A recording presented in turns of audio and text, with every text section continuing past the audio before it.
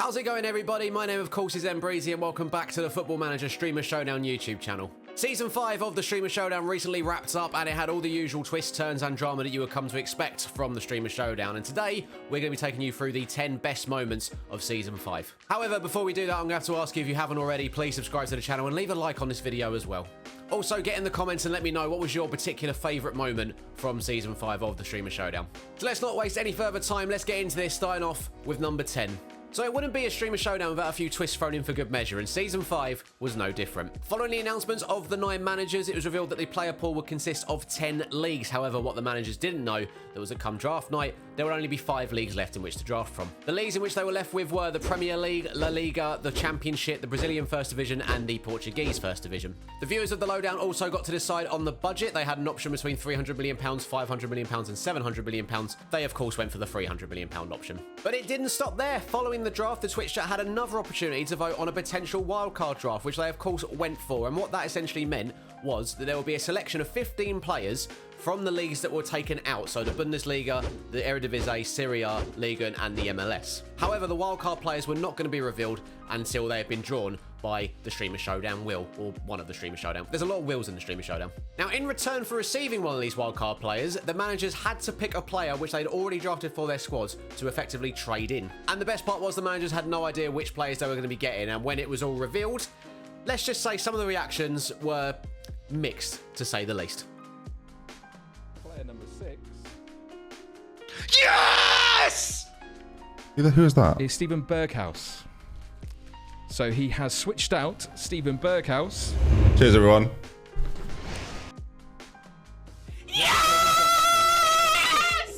Come on! Let's see Don't who I don't like wildcard it. number 13 is. Carlos Vela of LA Galaxy. So someone from the MLS. Just got to double check. Oh my God, as if. Oh, number 2. Come on! Get it! Get it! And as expected, chaos ensued. You had someone like Jack getting Erling Haaland, and Holly getting Robert Lewandowski, and on the other hand, you had McKinn's getting Xherdan Shaqiri, and Ben getting Steven Berghaus. Like I said, the reaction was mixed. It was a twist that certainly got plenty of people talking, and it set up another incredible Streamer Showdown weekend. So up next, we have the opening game week of the league stage, and there's one result that stands out in particular. Let's just say, I'd hate to be Dr. Benji. Yep, that's right. Going into the showdown, Ben was in fairly confident mood. He had a system planned out. He was happy with the team that he drafted, bar Steven Berghaus, of course. And his opening game saw him go up against WorkTheSpace, who, of course, his wildcard pick ended up being Erling Haaland. And, oh, that Erling Haaland was on particularly good form on opening day. Nice. Oh, Erling. What can I do about that? Let's be honest. It's 8-2. Like, what the fuck is that?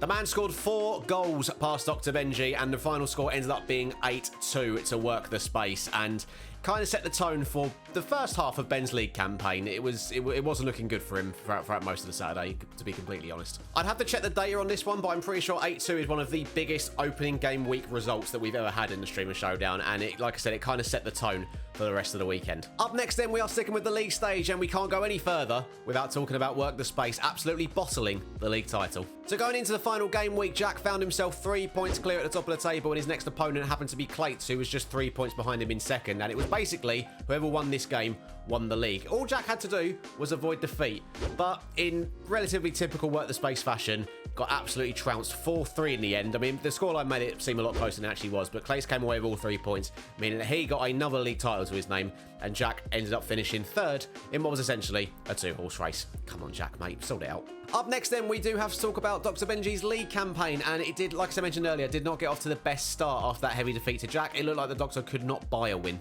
However, things were on the up when he picked up his first 3 points against Tom FM and got a very respectable point against Stinger, but this was followed by a 6-1 mauling at the hands of Claiton. So Ben decided to use his rest week to go into the tactical vault and decided to revert back to a system that did not work for him last season, which was, of course, strikerless.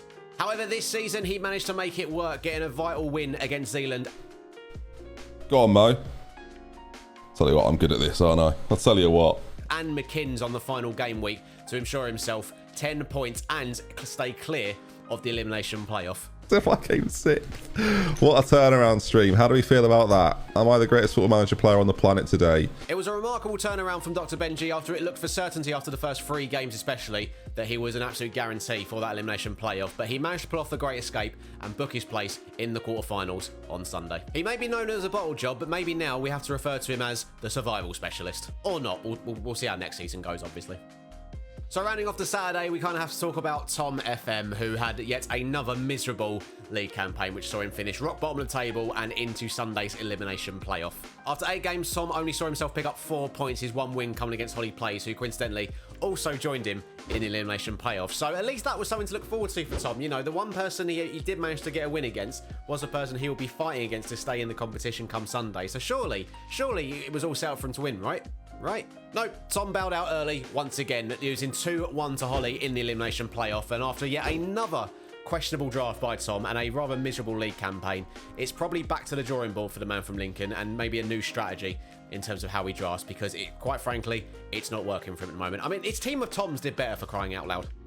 So up next, we have one of the biggest shocks of the entire weekend, and that was the current champion, or former champion, Claiton, getting knocked out of the quarterfinal stages by elimination playoff winner Holly Plays. That's right, Holly came through an elimination playoff game against Tom and went into a quarterfinal against the overriding favourite Claiton, but managed to come away with a 2-0 win in her home leg. But even with that, Claiton was still the favourite going into his home tie, and it was a big shock to everyone when Holly saw herself go 4-0 up in Claiton's own backyard. It's going over.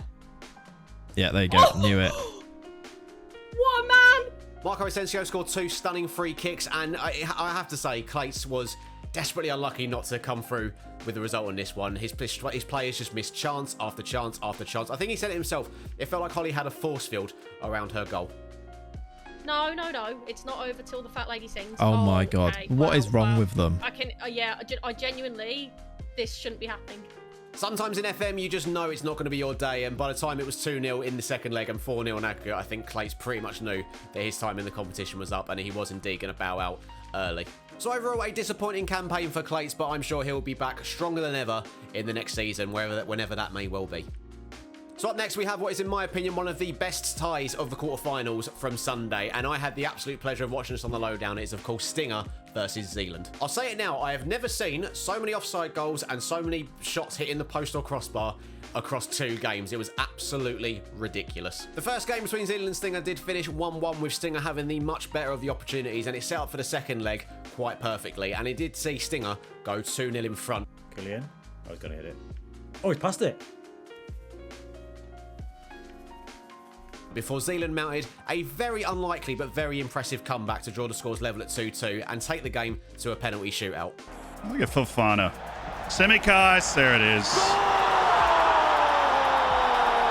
It looked like the shootout was going to go all the way. In fact, Zealand had a chance to even win this when one of Stinger's players missed his penultimate penalty.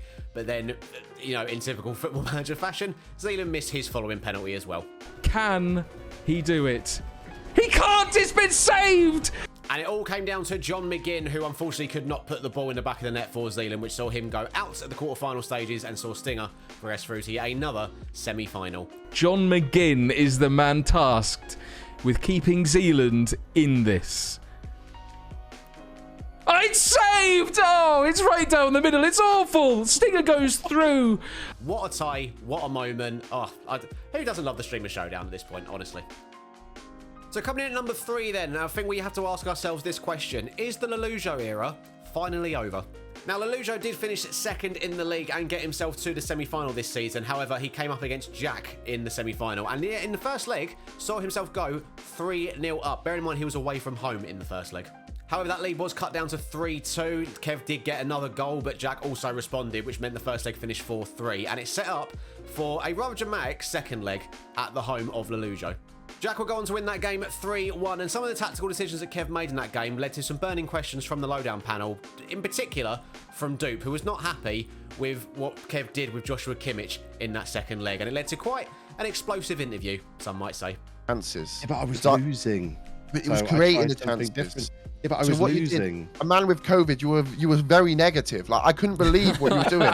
Like, all you needed to do was just keep doing what you were doing, and you probably would have won that game. We now have to look at the facts that LaLugo has only won one Streamer Showdown so far in FM22, and that was with a team that he didn't even draft. And ever since then, he's not really got too close to winning another one. So, again, I'll put it to you guys in the comment section. Is the LaLugo era finally over, or will we see him lift another Streamer Showdown title again in FM22? Let me know. So the penultimate moment on this list is, of course, Holly Plays getting from the mire of the elimination playoff all the way to the final on the Sunday. Now, not many people would have predicted Holly to get as far as she did, especially after a rather dismal league campaign on the Saturday, and especially when you think she had to go up against the likes of Claiton and Stinger, both who had very strong league performances. However, with the help of Robert Lewandowski and a little bit of luck, which I'm sure even Holly would agree with, she was able to get past those opponents and get herself into the final. Lewandowski turned up in the knockout, scoring a hatful of goals. David De Gea was once again brilliant for her. And Vinicius Jr. was just at his creative best. What was that we just watched? Chuck! I don't believe it. There's no way that your keeper's had an absolute shocker there. As I mentioned, it was a very, very lucky run to the final, especially with some of the chances that Claiton missed against her, the amount of chances that Mbappe and Lukaku missed for Stinger against her. But at the end of the day, she set her team up well, and the players that she picked, she managed to get the best out of them with the attack that she built. And she gave herself a great chance of getting a second showdown crown by getting herself to the final. So another very strong showing from Holly, and definitely setting herself up as someone that people should fear going into future Streamer Showdowns. So here we are then, the #1 best moment from Season 5 of the Streamer Showdown, and well, it just had to be, didn't it? WorkTheSpace finally wins his first ever Streamer Showdown crown. That's right, after 3 previous final defeats and a rather spectacular bottle job of the league stage on Saturday, Jack managed to get himself through the knockouts on the Sunday to set up a really interesting final against Holly Plays. And despite Erling Haaland scoring goals left, right and centre for Jack across the weekend, it wasn't all plain sailing for him in the final. He took a 3-0 lead in the first leg, and the game finished 3-3 because apparently Holly Plays just does not know when she's beaten. That's an awful ball. I don't believe it. I talked it into existence. I literally talked it into existence. I'm so upset. However, with Erling Haaland and Marcus Rashford and the rest of Jack's team, they were able to get the job done in the second leg, getting a 2-1 victory and securing his first ever Streamer Showdown win. It'd be a long time coming for Jack. As I mentioned, he'd been to 3 finals previously and never won one, but now he can finally, put those demons to rest. And also, I'm sure on behalf of Jack, a big shout out to engineer Glenn, who without him, Jack wouldn't have even competed in the showdown this weekend, because prior to that, he was having quite bad internet troubles. So Glenn, this one's for you. Oh, chat, we've done it. Finally. Finally. I thought it was never going to happen, chat. So there you have it, ladies and gentlemen. Those were the 10 top moments from Season 5 of the Streamer Showdown. A great weekend, a great competition, and a great final. Thank you very much for watching. If you have enjoyed this video, please remember to drop a like on it. And if you haven't already, subscribe to the channel so you don't miss any more videos from us in the future. And of course, if you want to tune into the next Streamer Showdown, make sure you are following twitch.tv/FM Streamer Showdown. Link will be in the description. Follow that so you don't miss any of the action in Season 6. I've been Mbreezy. Thank you very much for watching, and I'll see you in the next video. Bye-bye.